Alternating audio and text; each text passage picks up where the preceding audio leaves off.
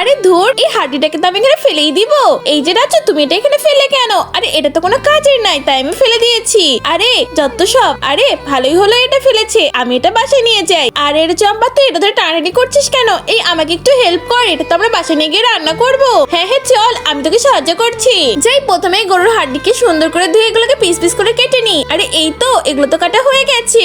বন্ধুরা, তোমরা যদি আপেল খেয়ে থাকো তাহলে ভিডিওটাকে লাইক করে দাও, আর যদি চকলেট খেয়ে থাকো তাহলে চ্যানেলটাকে সাবস্ক্রাইব করে দাও। আর তুমি কোন ক্লাসে পড়ো তা কমেন্ট করে জানাও। যেই এবারে হাড্ডিগুলোকে আমি সেদ্ধ করতে দিই। এটার মধ্যে কিছুটা পেঁয়াজ আর ভিনেগার দিয়ে দিই। এবার কিছুটা পেঁয়াজ কুচি কুচি করে কেটে নিই, আর কিছুটা আদা তো কাটতে হবে। এই তো সবগুলো আইটেম কাটা হয়ে গেছে। এদিকে আমার হাড্ডিগুলো সেদ্ধ হয়ে গেছে, এগুলো এবার তুলে ফেলি। এবার কড়াইতে কিছুটা তেলের মধ্যে এক একে পেঁয়াজ, রসুন, আদা সবকিছু এবং একটু পানি দিয়ে দিই। এবার এই ঝোলটার মধ্যে এই হাড্ডিগুলো দিয়ে দিই। এর মধ্যে কিছুটা লবণ আর সয়া সস এড করে দিই। এবারে শুকনো মরিচগুলো এখানে দিয়ে দিই। এবার এগুলো রান্না হতে থাক। এই তো খাবারগুলো তো রান্না হয়ে গেছে, এবার তো একটু টেস্ট করার পালা।